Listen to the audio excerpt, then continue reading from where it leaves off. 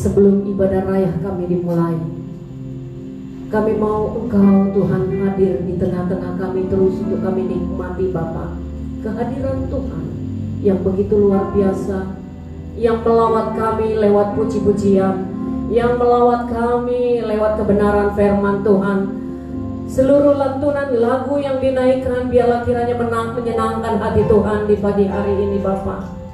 Karena kami tahu Tuhan, ketika kami datang Tuhan dari rumah kami masing-masing, dari kediaman kami masing-masing Bapa, kami untuk Tuhan menikmati kehadiran Tuhan, bersama-sama berfellowship di pagi yang indah ini Tuhan. Biarlah Engkau berbicara Tuhan lewat kebenaran firman Tuhan.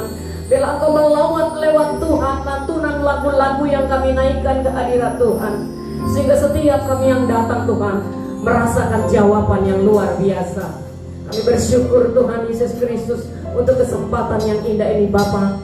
Kami berdoa untuk bangsa dan negara kami Bapa, seluruh permukaan bumi khususnya, bahkan Tuhan Indonesia Bapa. Pagi hari ini Bapa ada ibadah raya Tuhan. Mari Engkau mengurapi setiap ibadah raya. Mari Engkau mengurapi bangsa kami dari Sabang, Merauke, Miangas sampai ke Pulau Rote. Nama Tuhan dipermuliakan. Akan banyak bani-bani Kedar Tebayon datang mencari Tuhan, karena Roh Kudus yang bekerja memakai mengurapi setiap umat-umat Tuhan. Biarlah Engkau melanda Indonesia penuh dengan kemuliaan Tuhan.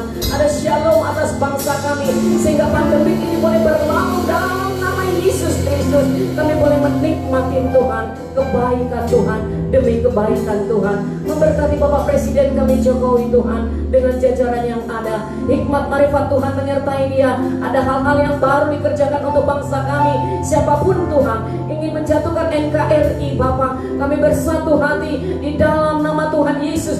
Jamah mereka Tuhan, pulihkan hati mereka agar mereka punya hati untuk bangsa kami, memajukan kecerdasan bangsa kami ini Bapak. Memberkati setiap hamba-hamba Tuhan, bahkan seluruh Tuhan hamba-hambamu yang Kau tempatkan untuk melayani pagi hari. Urapan Allah ada pada mereka Bapak. Kami berdoa buat Bapak Timotius Arifin, Bapak Sidon pada hari ini akan menyampaikan kebenaran firman Tuhan. Biarlah pewahyuan baru selalu ada pada mereka Bapak, sehingga ketika benih-benih firman Tuhan ditaburkan, biarlah bukan karena mereka, karena Yesus yang berkuasa atas hidup mereka. Itu firman hidup ketika kami mendengarnya Tuhan. Terima kasih Bapak, Engkau berkati Ibu Gembala kami di tempat ini Tuhan. Pakai dia, urapi dengan tanda-tanda heran, mampukan dia di masa mudanya. Dia terus Tuhan, Engkau pakai, Engkau urapi dimanapun dia berada. Nama Tuhan dipermuliakan. Berkati suami, berkati anak-anak, berkati pekerjaan mereka, agar terus Tuhan, kemuliaan Tuhan memenuhi rumah tangga keluarga hamba-Mu ini Bapak. Kami sedang jemaat-Mu semua diberkati Bapak. Kami tahu Tuhan, hari lepas hari hidup kami diatur oleh Tuhan, hidup kami dipimpin oleh Tuhan, sehingga nama Tuhan dipermuliakan lewat kehidupan kami. Ada banyak orang mengenal Tuhan bukan perkataan kami, lewat tindak tanduk kami. Nama Tuhan dipermuliakan.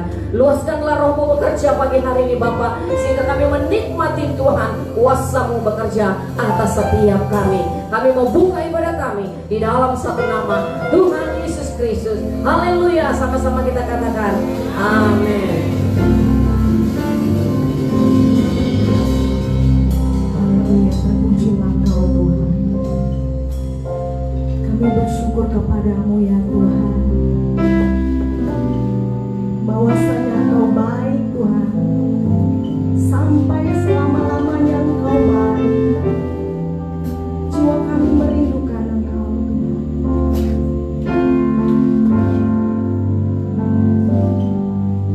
Seperti sarimu, sungaimu, jiwaku rindu.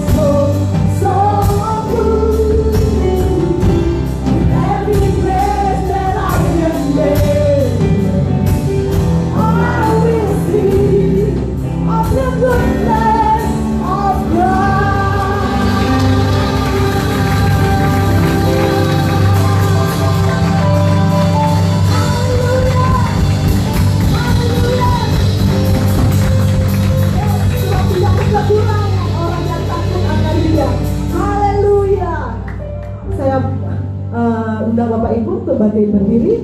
Kita mau menyuruhkan nama Tuhan yang dahsyat. Siapa namanya? Yesus. Yes, dia ajaib. Dia adalah penyembuh penyelamat kita. Haleluya.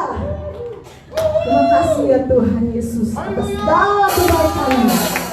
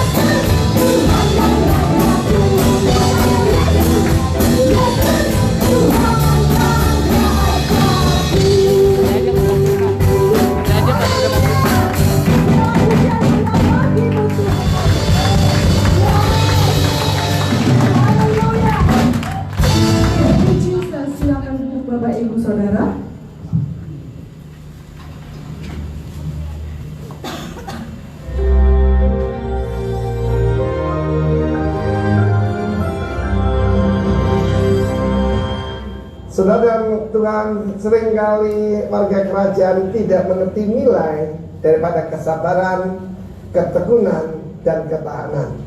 Dan Yakobus pasal kelima, maka Tuhan memberikan contoh, yaitu tentang Ayub. Seringkali kita cuma khotbah tentang Ayub itu tentang apa yang pada akhirnya Tuhan sediakan, which is good. Tetapi kita harus tahu Ayub juga tidak sabar. Dia menyalahkan Tuhan, dia menyalahkan teman-temannya. Padahal dia sebutkan orang jujur, tulus, ya, menjauhi kejahatan, ya, orang yang hidupnya benar, yang mendahulukan Tuhan. Tetapi lewat apa yang kita hadapi hari ini, pertama-tama is revealing about ourselves. Dan firman Allah mengatakan, tirulah teladan dari para nabi yang berbicara demi nama Tuhan. Saya berbicara pada rekan-rekan saya, hamba-hamba Tuhan yang berbicara demi nama Tuhan, setiap kepala keluarga. Apa yang Tuhan tuntut daripada kita, dan apa yang orang-orang yang kita pimpin atau keluarga kita mau lihat daripada kita. Pertama tentu saja kesabaran itu, dan ketekunan dan ketabahan. Itu tidak mudah, saudara. Ketekunan itu melakukan sesuatu secara berulang-ulang sehingga menjadi satu habit. Endurance itu tidak banyak orang yang mendapatkannya. Kesabaran itu makrotimia. Ketekunan itu hipomone. Dengan tetap joyful, tetap melakukan tugas-tugas kita sekalipun ada banyak tekanan, banyak kesulitan. Dan kemudian hipomeno, itu endurance, ketahanan. Saudaraku kasih Tuhan, in your patience possess ye your soul. Di dalam ketekunanmu, kamu akan menyelamatkan jiwamu. Itu firman Tuhan. Kita belajar tentang Ayub.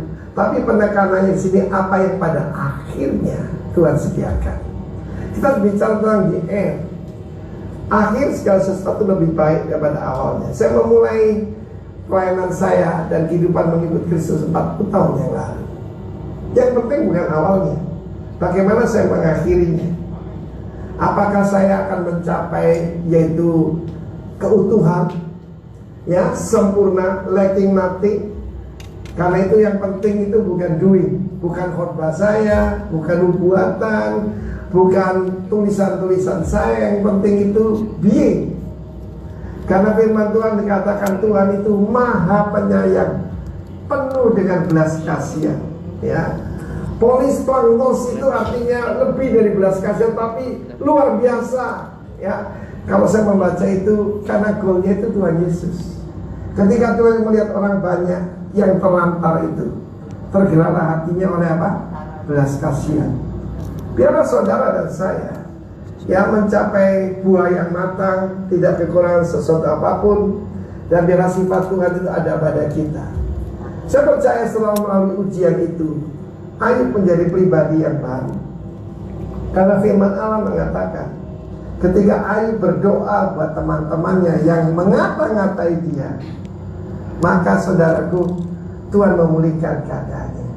Baru-baru ini sedikit kesaksian, saya diberitakan di mana-mana Pak Arifin itu tinggal menunggu waktu karena terpapar COVID-19. Padahal tidak seperti itu. Tapi di situ saya tahu ada orang yang mengutuki saya, dan ada orang yang mendoakan saya. Dan apa tugas saya? Mendoakan orang-orang yang pura-pura baik itu, saudaraku. Supaya apa? Supaya nanti seperti Ayub, maka Tuhan menyediakan mahkota kehidupan. Saya yakin dan percaya, nanti pelajari lagi kitab Yakobus ini luar biasa, very practical. Dan saya percaya saudara dan saya mencari mahkota kehidupan itu yang sifatnya kekal. God bless you, warga kerajaan. Amin.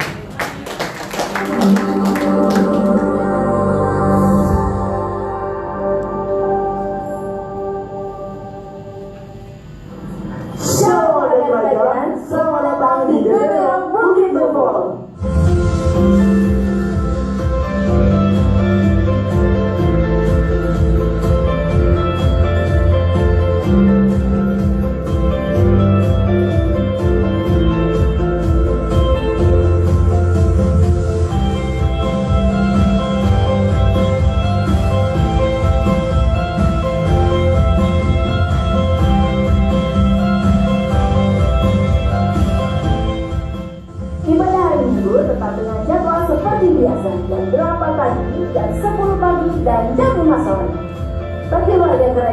berusia 65 tahun ke atas dianjurkan untuk mengikuti ibadah live streaming jam 8 pagi.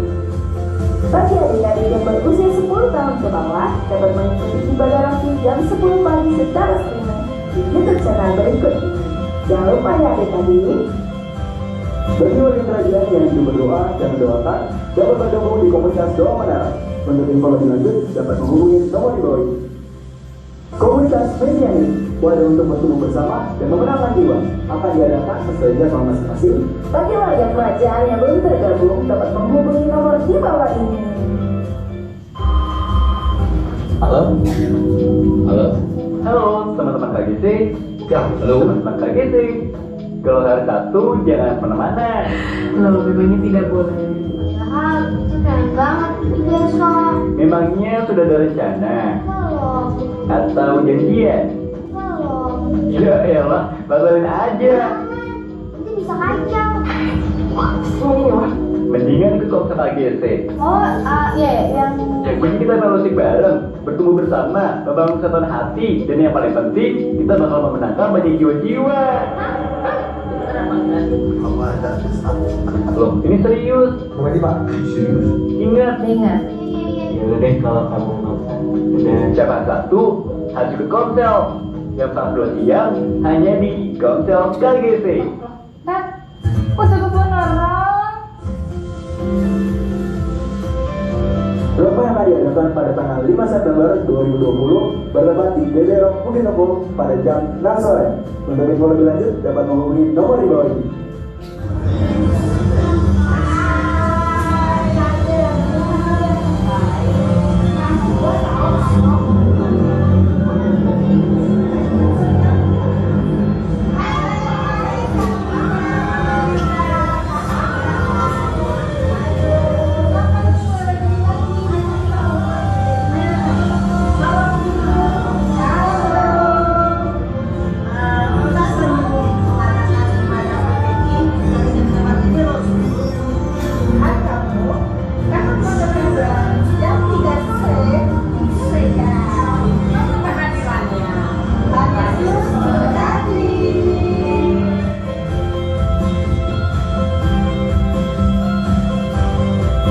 Main tenis di lapangan terbuka.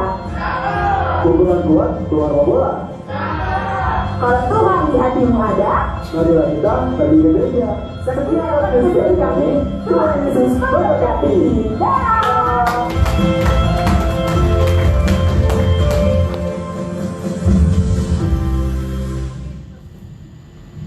Baik Bapak Ibu, mungkin ada yang baru pertama kali beribadah di GBI Rock Bukit Novo.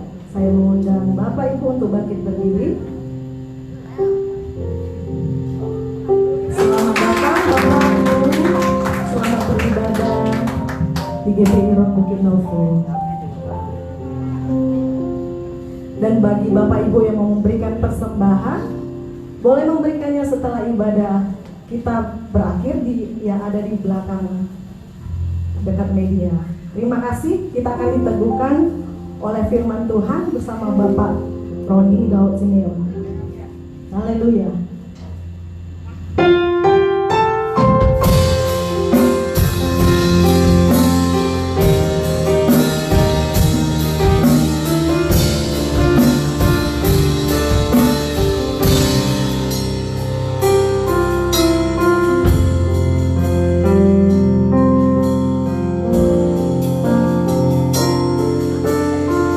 Sekalipun ku berjalan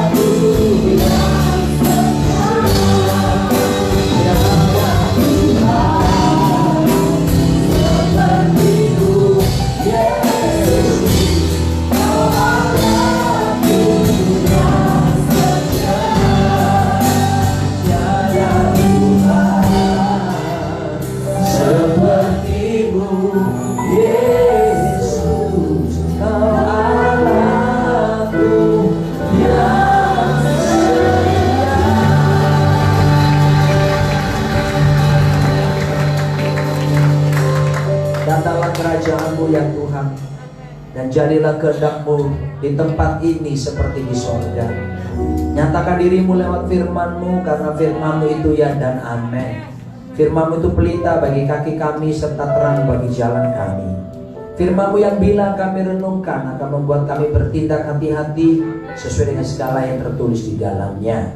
Sehingga dengan demikian perjalanan kami akan dibuat Tuhan menjadi berhasil, dibuat Tuhan menjadi beruntung. Kami sungguh percaya langit bumi dan segala kemuliaan yang dibangun manusia tidak kekal dan akan segera berlalu. Tapi satu hal yang pasti, perkataan-Mu, firman-Mu tidak mungkin berlalu, melainkan kekal sampai selama-lamanya. Berfirmanlah Tuhan, kami siap mendengarkannya. Dalam nama di atas segala nama, Raja di atas segala raja, Tuhan kami Yesus Kristus. Katakan bersama-sama, amin. Tetap berdiri, tetap berdiri.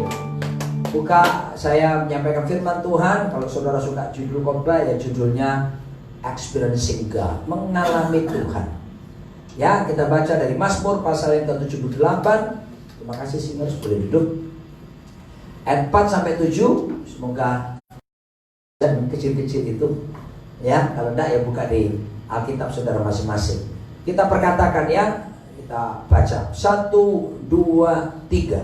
Kami tidak hendak sembunyikan kepada anak-anak mereka, tetapi kami akan ceritakan kepada angkatan yang kemudian puji-pujian kepada Tuhan dan kekuatannya dan perbuatan-perbuatan yang ajaib yang telah dilakukannya.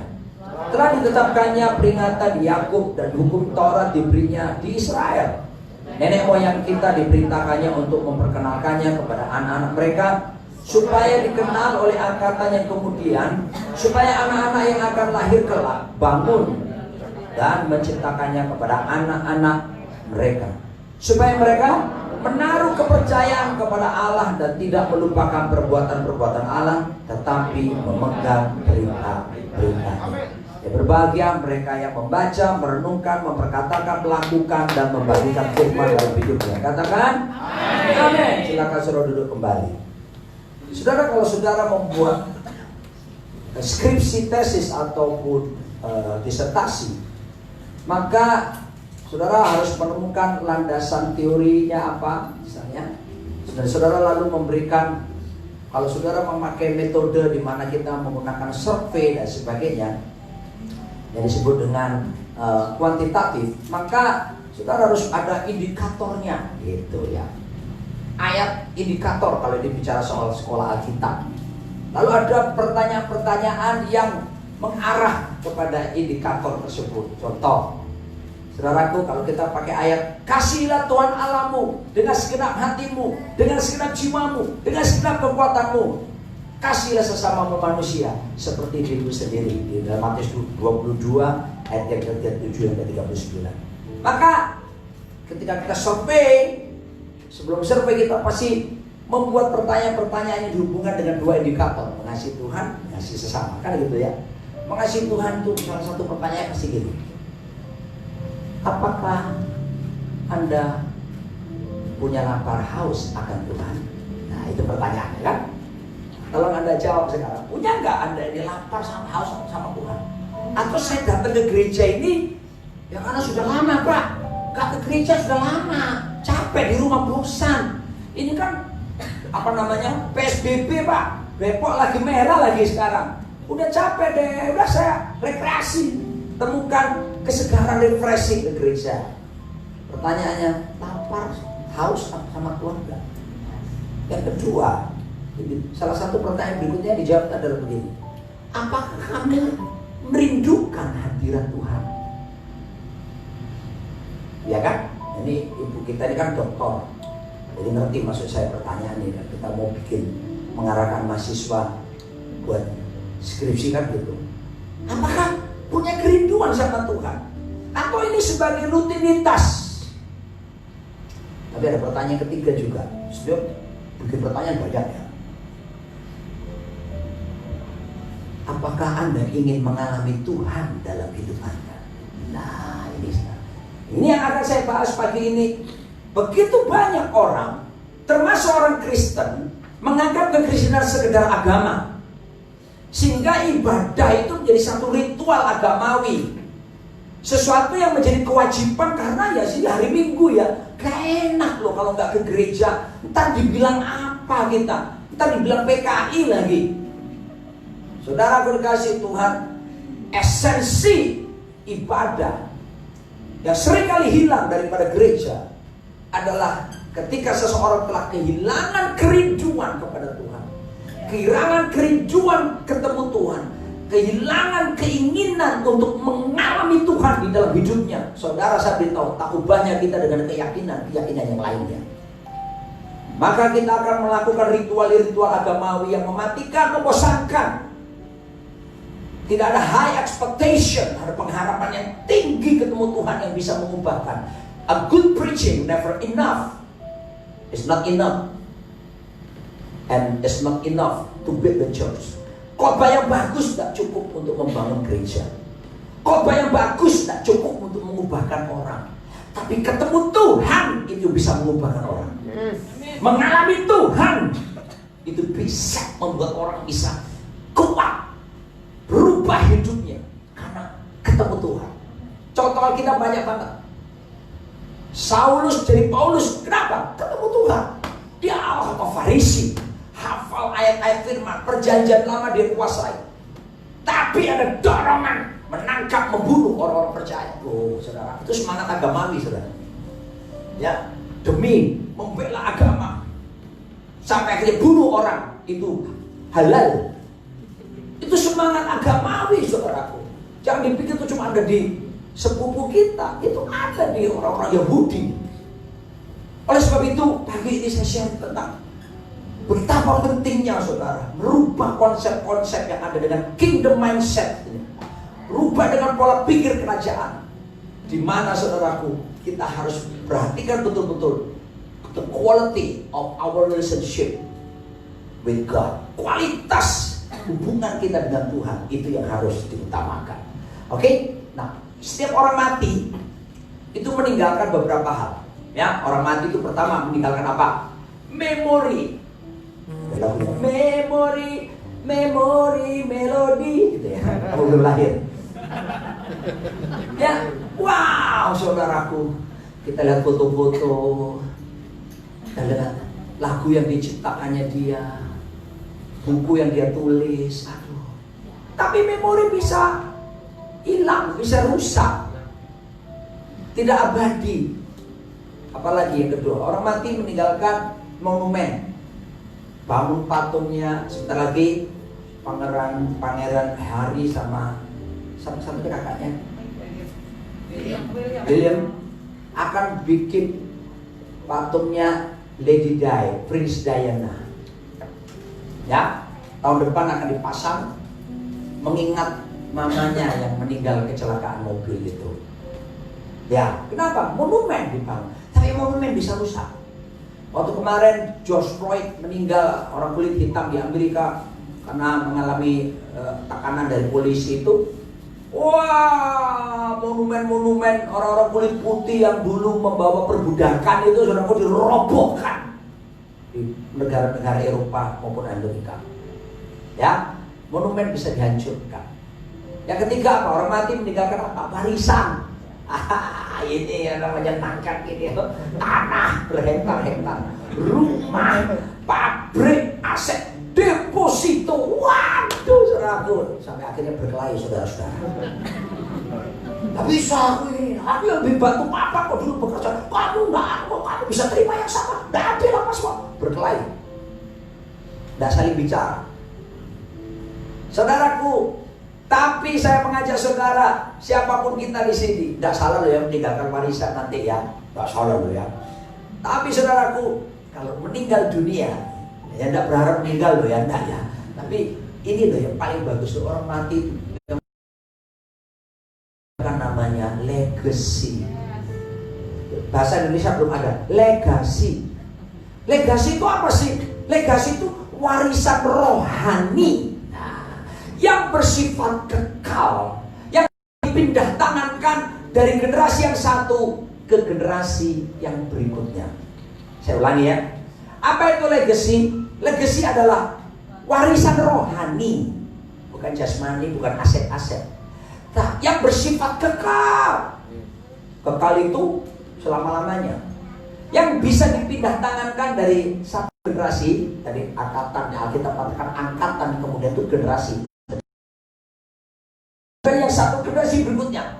Dari saya, misalnya saya berikan ke anak saya, ini anak saya pertama ikut berbakti di sini. Lalu nanti anak saya ini akan meneruskannya lagi ke cucu saya. Ya, mudah-mudahan tahun depan saya sudah punya cucu, Pak Frans. Menikah bulan lalu di Amerika, anak saya dapat Ambon Manise, keluarga Maleholo, haleluya.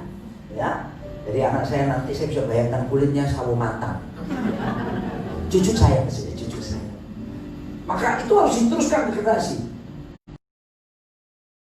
Anak punya cicit, dan itu harus diteruskan. Nah, ini namanya warisan rohani yang bersifat kekal, itu legacy. Dan ini saya yakin tidak akan jadi rebutan. Bahkan ini nggak bisa, enggak. Ini karena ini sifatnya kekal. Apa saja ini yang diajarkan oleh Bani Asaf di sini. Kita baca Mazmur 78 itu Bani Asaf ini melayani Tuhan. Dia dipilih oleh Raja Daud memimpin praise and worship di bait suci pada waktu itu. Selama Daud memerintah di Yerusalem, tapi dengar baik-baik.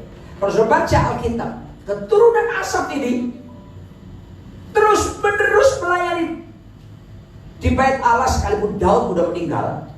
Bahkan Alkitab mencatat, kalau sudah terus baca, saya lihat kurang lebih 500 tahun keturunan ini melayani Tuhan terus-terusan. Tidak berhenti, Pak. Berhenti kapan? Ketika bait suci ditutup, tapi mereka tidak berhenti. Dan kata pelayanan menyembah Tuhan di rumah mereka lakukan. Karena ketika bait Allah dibuka kembali, pelayanan Bani Asaf dapat dilanjutkan kembali. Kapan terhenti? Terhenti ya, bukan berhenti. Terhenti karena Israel waktu itu dan Yehuda diserbu oleh Nebukadnezar dan dibawa dalam pembuangan di Babilonia. Jadi tidak terlacak lagi. Saudara gue bukan dari generasi ke generasi. Saya tanya sama saudara, Bapak Ibu yang hadir di sini. 100 tahun kemudian, apakah saudara bisa menjamin anak cucumu ikut Tuhan Yesus atau tidak? Siapa yang berani jamin? Kalau saudara ada dari sekarang siapkan ini, maka kita bisa punya potensi kehilangan anak cucu, cicit, dan mereka meninggalkan Tuhan Yesus. Tapi kalau hari ini saudara pegang kebenaran firman ini, Anda bagikan warisan rohani ini, saya jamin selama ini ditegakkan di keluarga saudara, saya ajarkan ke anak-anakmu dan tekankan anak-anakmu, mengajarkan ke cucu dan generasi selanjutnya, maka saya yakin sampai kapanpun Yesus nanti datang, generasi di bawah kita akan tetap selamanya mengikut Tuhan Yesus Kristus dan melayani Raja di atas segala raja. Apa materinya? Nah, saya akan tunjukkan warisan rohaninya itu apa. Ini tidak bisa dibeli pakai duit. Orang kaya tidak bisa beli itu, saudara. Saudara tidak punya apa-apa, mungkin harus Pak, saya ini tidak punya apa-apa, Pak. Saya ini sederhana, Pak. Harus jangan kecil hati. Kamu bisa mewariskan warisan ini yang tidak pernah bisa dimiliki dengan dibeli dengan uang. Apa itu yang pertama? Dikatakan tadi saudaraku, puji-pujian kepada Tuhan. Ayat yang keempat. Sepertinya remeh. Puji-pujian pada Tuhan. Tehilah dalam bahasa Ibrani pakai. Ya, pujian pengagungan, high worship. Ini bicara soal apa? Love encounter, perjumpaan dengan kasih Tuhan. Kenapa seperti ini? Karena ketika saya ingat waktu saya terpapar COVID-19 di rumah sakit, bulan Maret lalu saya 16 hari di rumah sakit kena COVID. Lagu ini saudaraku, wah, saya nyanyi terus sampai tadi saya nyanyi. Udah berapa bulan ini padahal? 5 bulan. All my life you have been faithful, and all my life you have been so good, yeah. With every breath that I am able, I will sing of the goodness of God. Aduh, saya nangis di rumah sakit bukan karena aku kena COVID, Tuhan, ini pendeta kok kena COVID, Tuhan. Saya nangis karena jamahan Tuhan, kasihnya mengalir. Saya ketemu love encounter. Aduh saudaraku, air mata berinang bukan karena apa, tapi karena merasakan hadirat Tuhan, sentuhan kasihnya yang menguatkan hidup saya. Itu mengubahkan, saudara. Dan makanya penting saudaraku dikasih Tuhan, kita punya ucapan syukur terus. Saya tidak bertanya sama Tuhan, kenapa Tuhan aku pendeta kok sakit? Kurang apa aku melayani Engkau? Aku terbang sana terbang sini. Enggak. Kalau saya tanya pakai bahasa Inggris sekalipun, why? Maka nanti di atas jawab, why not? Ya, karena ada proses Tuhan. Nanti saya ceritakan mungkin kalau ada waktu nanti atau ibadah yang berikutnya. Maka saudaraku, ada satu lagu lagi. C. Oh enggak, ke F aja. Saya diingatkan Tuhan tentang lagu lama. Begitu saya puji Tuhan, saya ke rumah sakit, saya bawa gitar, saudara. Ya, istri saya seni bawain gitar, kan tidak boleh datang, tidak boleh ada satu orang besuk, saudara. Dokter, suster semua pakai APD, untuk pengalaman nggak enak sudah jangan mau sakit COVID sudahlah saudara, nggak enak sudah ya. Untung saya ini dikasih kesempatan Tuhan masih hidup, saudara dia. Lagu ini begitu saya naikkan, Pak Frans, saya nyanyi baru kalimat huruf awal katanya pertama, saudara, nangis saya langsung. Hormati Yesus,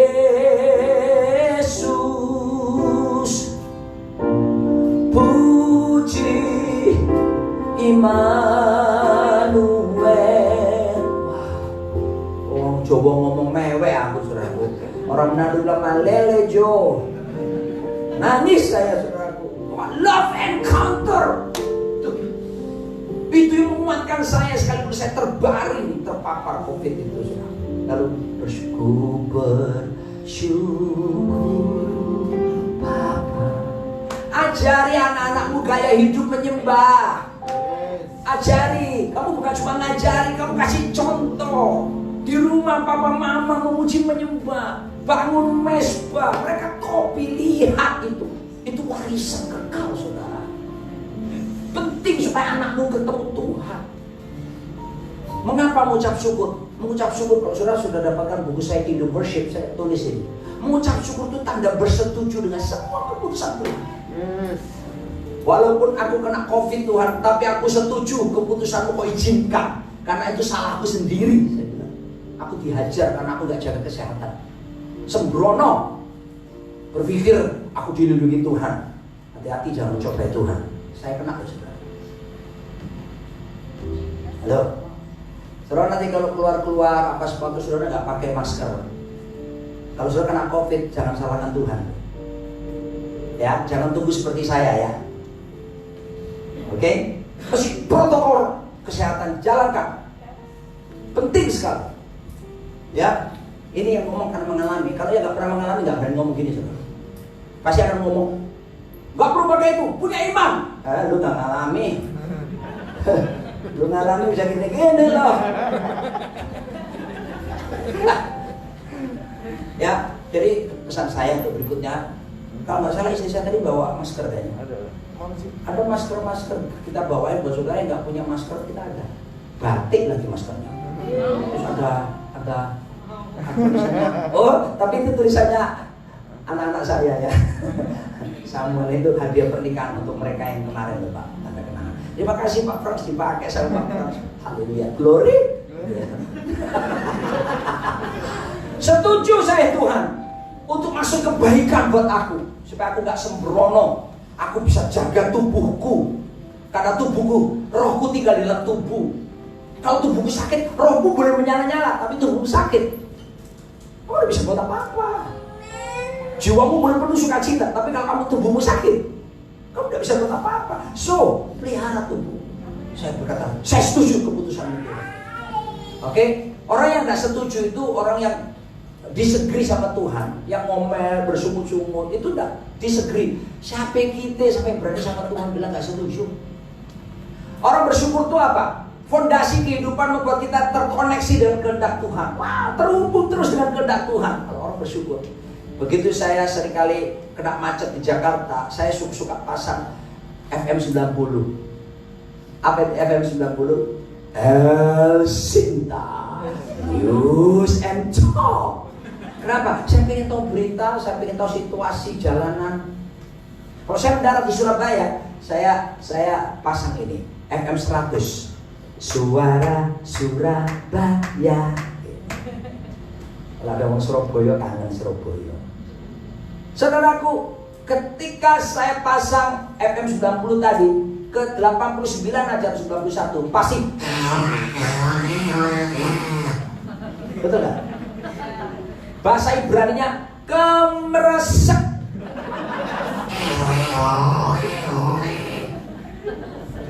Kalau Anda bersungut-sungut, ngomel, mau hidupmu kemeresek, nggak pada kehendak Tuhan, nggak terhubung, nggak terkoneksi pada kehendaknya. Ketika orang bersyukur, orang itu merubah suasana hatinya tadi negatif jadi positif. Wow, ya berangkat ke sini tadi toko motor kita dipepet mobil orang.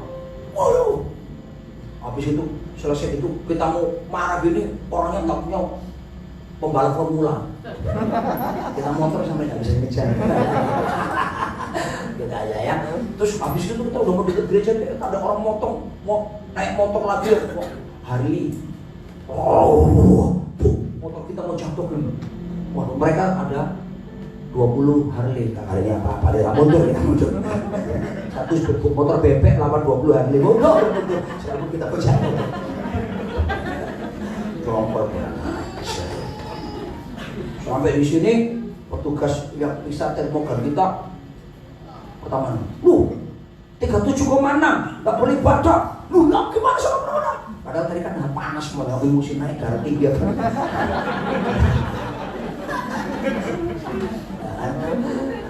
Kalau itu duduk dulu, tenang dulu. Biasanya kena matahari apa semua itu bisa membuat sunai. Tunggu ya, 5 menit duduk di situ saudara ya. Bersandar. Saya tadi sempat duduk di sini. Ya, lihatin orang datang, betul ya. Periksa lagi. Wah, ya sudah lumayan 37,3 standar. Standar atas, batas atas, masuk bagian istri. Ini masih gak enak kan? Tapi tadi lagunya apa ini? Lagu awal tadi gimana? Hah? Seperti lusa ini. Suasana kita tadi yang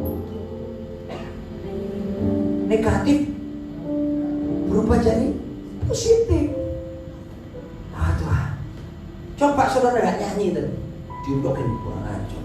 Ingat wajahnya yang pakai Harley Davidson. Ingat mobil yang mepet kita tadi. Saudara, suasana negatif itu jalan terus. Makanya prinsip worship itu jangan diremehkan. Kalau datang ke gereja itu, wah nggak usah kenapa, masih puji-pujian. Tenang aja, santai lah. Paling baru mulai firman. Kita begitu sampai gereja pendeta, ulanglah dan bangunlah hati. Ya. Kalau kamu bersyukur, alasan keempat, kamu bersyukur membuat apa saudara? Wow, mengundang mujizat datang. Waktu Yesus 5.000 laki-laki tambah istri tambah anak kurang lebih 12.000, lapar semuanya. Cuma 5 roti 2 ekor ikan, bagaimana mungkin mengenyangkan? Tapi waktu dia puji bawa roti itu ke atas, dia angkat itu. Ku bersyukur Bapa. Dia bersyukur kepada Bapa. Ku bersyukur Tuhan buat kasih setia. Lalu dia mulai bagikan ke muridnya bagikan ke 12.000 orang itu kurang lebih. Kenyang semuanya. Artinya apa? Kalau kamu bersyukur, kamu mengundang mujizat datang. Kalau orang Chinese bilang, istri saya orang Chinese ya, lai lai lai lai lai, cek tung tung cek tung lai lai lai lai lai. Berlahir ternyata berlahir. Itu lai itu artinya mari sini sini lai lai lai. Mujizat lai. Kasih tuh kiri kanan tuh. Mujizat lai. Nanti sampai rumah orang rumah tanya, tadi gimana ibadahnya? Kok apa? Lai. Apa itu? Jelaskan saudara ya, supaya mereka ngerti bersyukur. Oke? Jadi ingat baik-baik, gaya hidup memuji menyembah itu warisan rohani sifatnya kekal. Oke? Haleluya. Lalu next berikutnya, apa saja warisan berikutnya? Warisan berikutnya itu disebut dengan kekuatannya dalam ayat keempat tadi. His strength. Ini bicara apa? Power encounter. Ketemu kuasa Tuhan. Wow.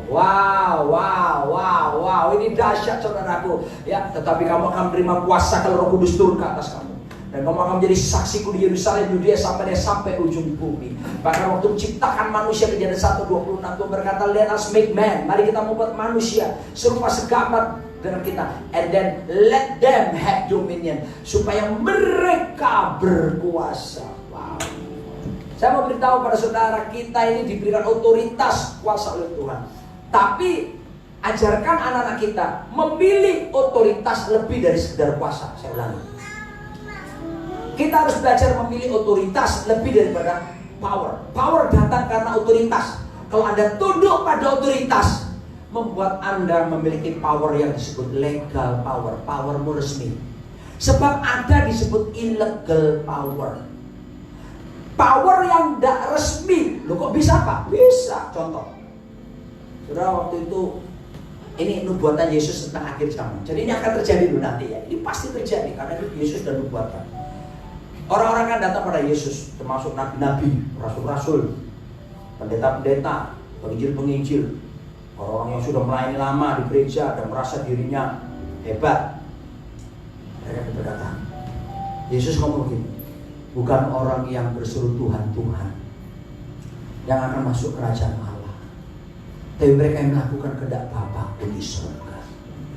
Mereka ngomong, Tuhan, bukankah aku bernubuat demi namamu? Oh, nabi itu, nabi, nubuatan. Ya, kita tidak menolak pelayanan nubuatan ya.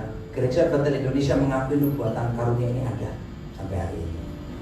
Tuhan, kami mengusir setan demi namamu. Keren, ini penginjilan. Mengusir, walaupun seringkali membingungkan malaikat.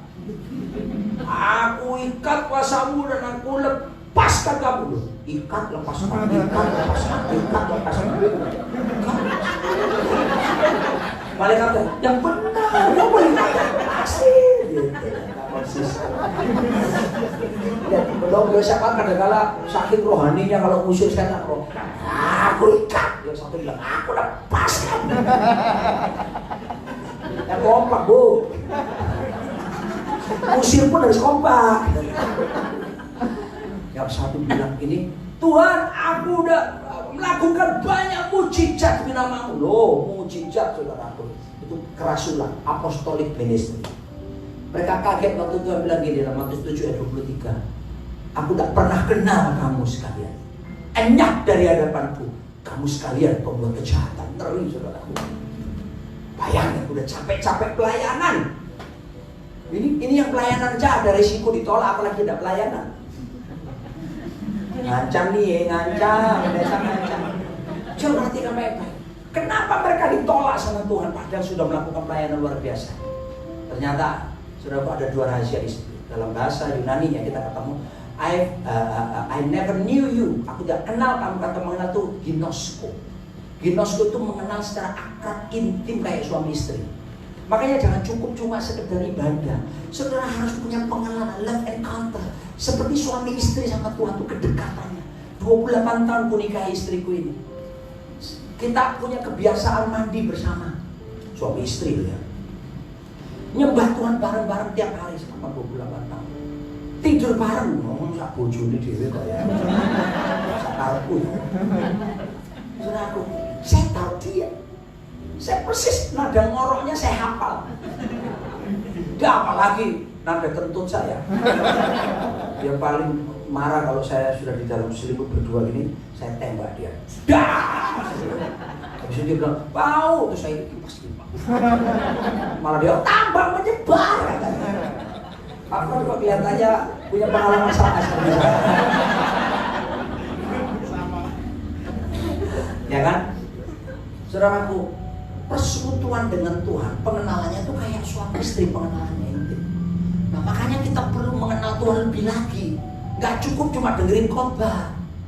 So mesti punya komsel, komunitas. So mesti di rumah punya hati untuk membaca firman, merenungkan itu. ketemu Tuhan pribadi lewat kasihnya tadi, puji-pujian penyembahan. Kedua, sekarang lewat kekuatannya. Ajarin anak-anak kita, saudaraku, Tuhan yang kita sembah sumber kekuatan. Ajari mereka tunduk pada otoritas. Kenapa? Karena itu mendatangkan power. Orang, alasan yang kedua saya belum sebutkan ya. Alasan tadi mereka kan pengenalannya kurang dalam. Alasan kedua, I never knew you, depart from me, you who practice lawlessness. Bahasa Inggrisnya lawlessness itu bahasa Yunaninya anomia. Kata anomia diterjemahkan artinya lawlessness, ketiadaan hukum atau tidak tunduk dan taat pada otoritas.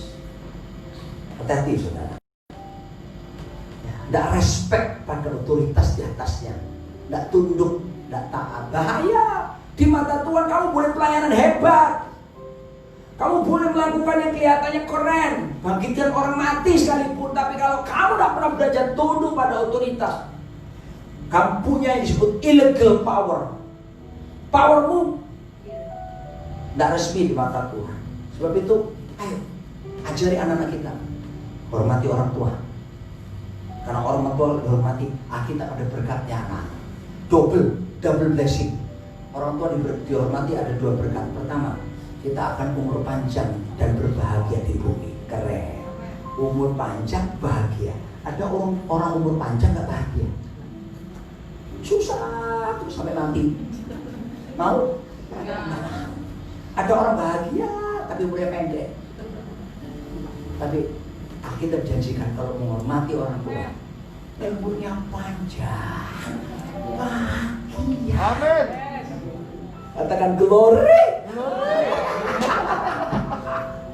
Kalau glory itu Pak Demosta. Kalau glory itu Apostolik Kingdom.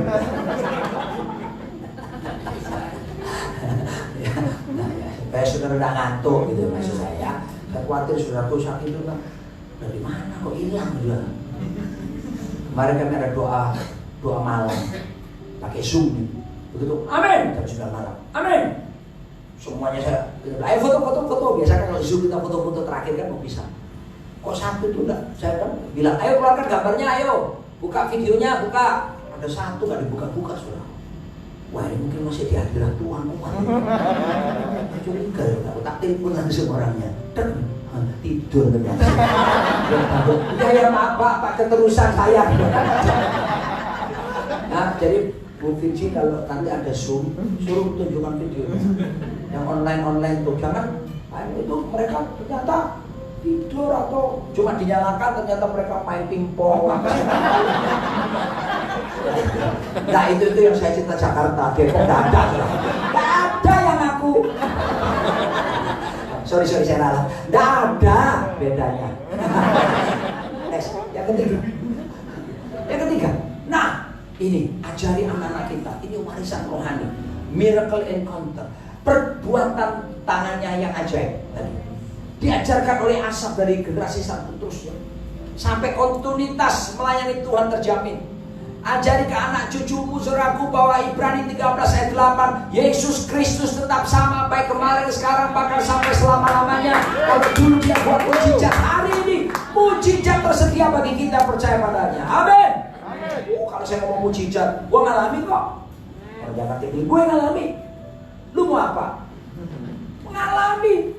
Saudara, sembuh COVID. Oh Tuhan Yesus. Saudaraku, dokter waktu, jadi saya to cut the story short ya. Jadi saya sudah berhari-hari demam tinggi, batuk apa, berkali-kali ronsen periksa darah. Dikira demam berdarah, trombosita rendah. Di ronsen nggak kelihatan, batuk terus. Saudaraku, 21 Maret dokter putuskan CT scan, tunjukkan kelihatan begitu CT scan. Makanya kalau ada saudara famili, saudara bukan saudara teman atau kalau sudah batuk terus panas itu sudah menurut saya saudara keluar pun banyak nggak apa-apa, tapi jelas CT scan. Saudara itu gambar sebelah kanan, itulah kondisi paru-paru saya, bercak putih menguasai. Saudara itu yang sebelah kanan. Saudara, ini dokter bilang kasus berat. Apa saya? Ya, dan setelah 11 hari Setelah 11 hari di rumah sakit pun masih sama seperti ini, putih. Waduh, dokter bingung, panas masih tinggi. 11 hari di rumah sakit, tidak ada perubahan. Diminumi hidroksikloroquine yang sudah diumumkan Presiden Trump waktu itu. Wah, ada obatnya apa? Saya diminumi juga yang sama. Kan ini penyakit baru. Dokter kasih coba-coba obat, saudara. Ya, nggak bisa kita ngomong wedang jahe terus, nggak bisa, jahe terus. Encer terus. Emak udah panas susu.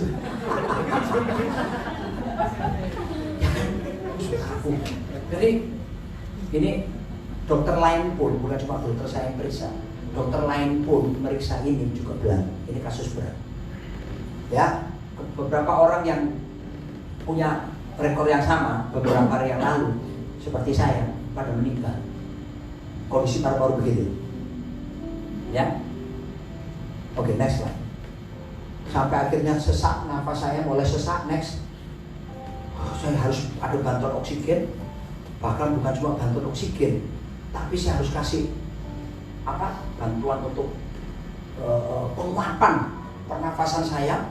Lalu saya ditambah, ada satu foto yang tidak saya kirimkan, nebulizer.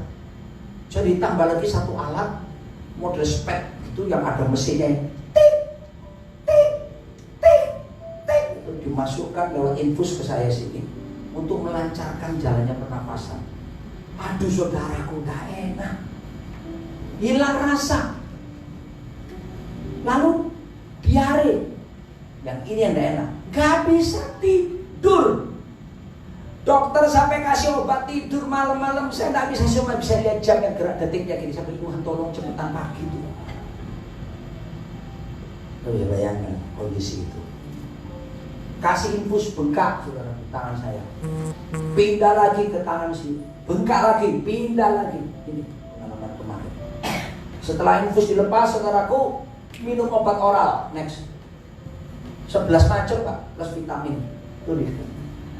Sekali minum loh ini. Aduh saudaraku, sudahlah. Dan singkat kata, nah ini saya cerita. Bagaimana saya sembuh? Bukan hidroksikloroquine. Amerika, bulan lalu saya ke Amerika untuk menikahkan anak saya. Amerika mengumumkan juga WHO, hidroksikloroquine udah nggak boleh dipakai lagi. Wow, padahal itu yang diberikan saya. Kenapa? Efek sampingnya akan merusak ritme jantung. Untung saya nggak kena. Aku udah di depan percobaan ini. Tuhan Yesus. Nah, akhirnya ya 10 menit tahu, saya tahu kok. Enggak, saya ukur Pak, karena jam 10 ada ibadah. Saya tekad saya, setengah 10 memang selesai. Ya, dulu gue lebih happy gitu. Saudaraku, singkat kata, tidak ada perubahan. Hari ke-13, nah ini cerita. Saya ini duduk bosan, Bapak Ibu, sendirian di rumah sakit. Nggak bisa tidur berhari-hari, kelenter kan? Do you know kelenter? Oke, saya duduk di ranjang, saya lihat ke arah jendela keluar. Ini kebetulan saya di rumah sakit Mitra Keluarga Kelapa Gading, lantai 5 tertinggi. Saya lihat kelihatan mall Kelapa Gading. Tuhan kepingin jangan-jangan. Tahu-tahu ada orang tepuk pundak saya ini. Saya lihat, tidak ada orang. Begitu tidak ada orang, ya saya lihat lagi ke depan. Ada lagi. Saya lihat betul-betul tidak ada orang. Saya kira suster yang biasa bawain obat-obat ini untuk saya minum Pak Roni. Kalau sudah lihat di Alkitab, ada peristiwa tepukan itu, kisah Rasul 12. Petrus di penjara, dibelenggu karena berita Injil, dan malam-malam malaikat datang menepuk dia. Bangun Petrus, dan belenggu dibuka. Pintu-pintu penjara saudaraku terbuka. Dia dijaga 4 lapis tentara bergumpat-regu. Lolos. Petrus, Alkitab bilang dia rasa mimpi. Tapi begitu di luar dia bilang, "Duh, aku gak mimpi. Malaikat telah membebaskan." Saya beritahu saudara, peristiwa yang saya alami Siang itu malaikat Tuhan menepuk saya. Rupanya ngapain? Menyembuhkan saya. Saya miracle encounter. Waduh, mujizat. Panas saya turun, demam saya turun. Lalu kemudian dokter datang, dokter periksa. Loh, Pak Roni, dia bilang, kalau demam Bapak selama 2 hari nanti berturut-turut ke depan tetap turun, Bapak boleh pulang ke rumah. Dan saya beritahu saudara, pada hari ke-16 saya diizinkan pulang ke rumah. Dan betul-betul saya sadar sekarang, saya mengalami perjumpaan dengan mujizat. Ajari kepada anak cucu kita, Yesus Kristus tetap sama baik kemarin, sekarang, bahkan sampai selama-lamanya. Dia dulu buat mujizat, mujizat berlaku sampai hari ini. Dan seterusnya, katakan percaya itu. Ini warisan kekal. Tapi jangan cari penyakit, jangan mencobai Tuhan.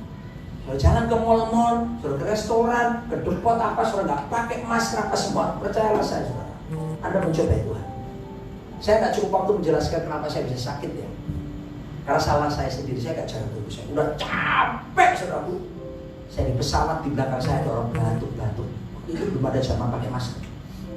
Langsung saya terpapar, saudara. Nggak langsung hari itu ya, berapa hari kemudian saya langsung demam panas. Jadi makanya penting usulan saya, saudara, untuk minggu depan pakai masker semuanya. Ya, ibadah peristiwa ibadah. Nyanyi malah lebih banyak menyebar. Ya, apalagi ruangan ini saya tadi lihat, waduh, nggak ada ventilasinya. Gitu. Dan itu di Korea itu ada satu ibu umur 30 tahun. Dia masuk Starbucks 2,5 jam. Ngopi-ngopi, ngobrol-ngobrol sama temannya, makan di situ 2,5 jam. Ternyata selama 2,5 jam di situ, dia menularkan 17 orang di situ yang lainnya, tamu yang lainnya, yang juga lepas masker semua. Hanya 4 orang yang ketularan di situ. Siapa? Pegawai Starbucks yang semua pakai masker. Ya, ini kenyataan loh, saudara. Saya tidak nakut-nakuti saudara ya. Ya, beberapa saudara nggak sampai akhirnya nggak ada masker begitu. Nah, saya bisa.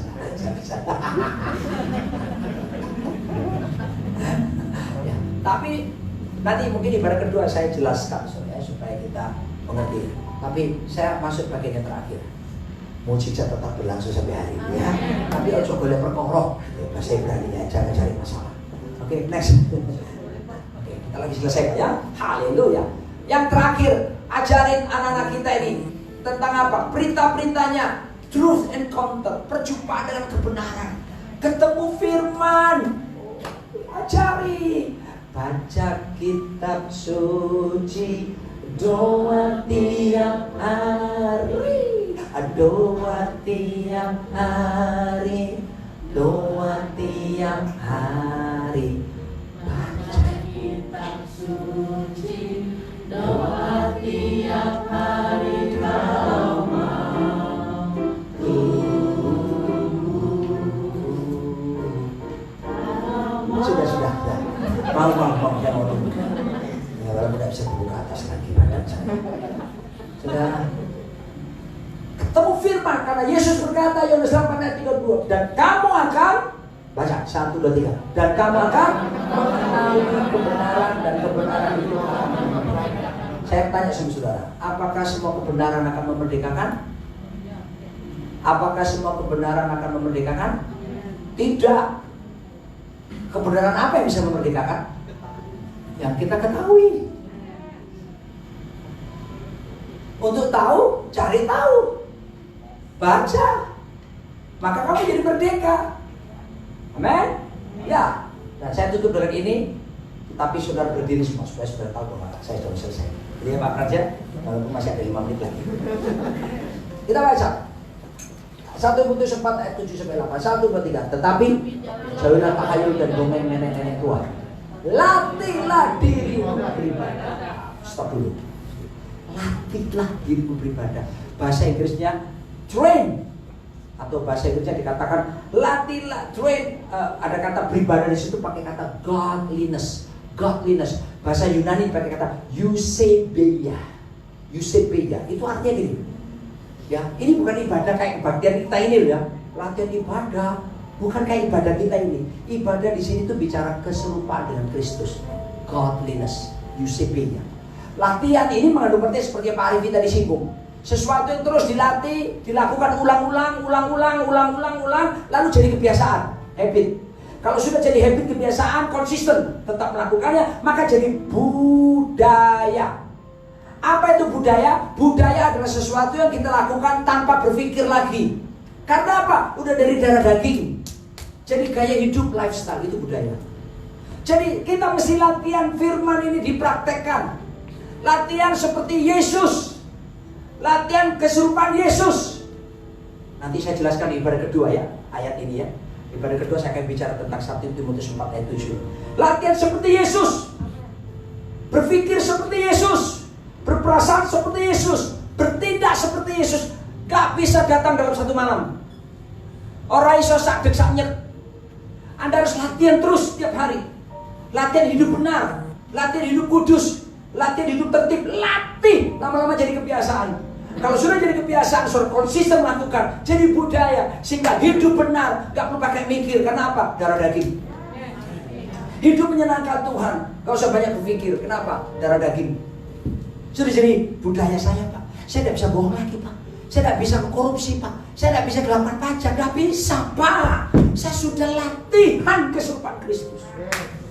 Saya tidak bisa mengizinkan kepahitan, Pak. Saya sudah latihan mengampuni kok. Saya tidak akan pernah terkontaminasi dengan dendam, Pak. Karena saya sudah latihan. Jadi gaya hidup saya mengampuni. Kalau itu sudah lakukan dan ajarkan ke generasi, kita akan menjadi generasi anak panah yang menyesal seperti anak panah di tangan para pahlawan. Tuhan Yesus memberkati Anda semua. Katakan amin. Oh, sudah berkat. Oh, betul ya. Angkat tangan saudara. Kita naikkan pujian. Ku bersyukur tadi. Puji G. Ku bersyukur. Haleluya.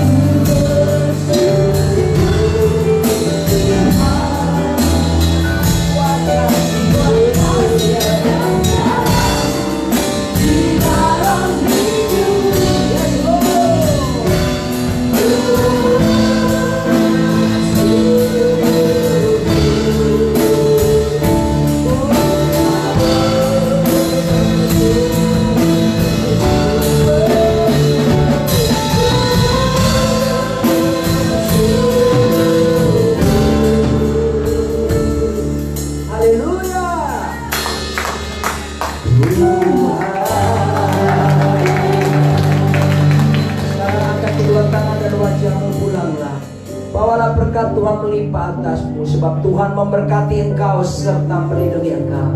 Tuhan menyinari engkau dengan wajahnya dan memberi engkau kasih karunia. Tuhan menghadapkan wajahnya kepadamu, memberi engkau damai sejahtera, sukacita dan kebenaran kerajaan Allah menguasaimu mulai malam ini sampai Maranatha, bahkan sampai selama-lamanya. Yang diberkati dan siap jadi berkat berkata amin.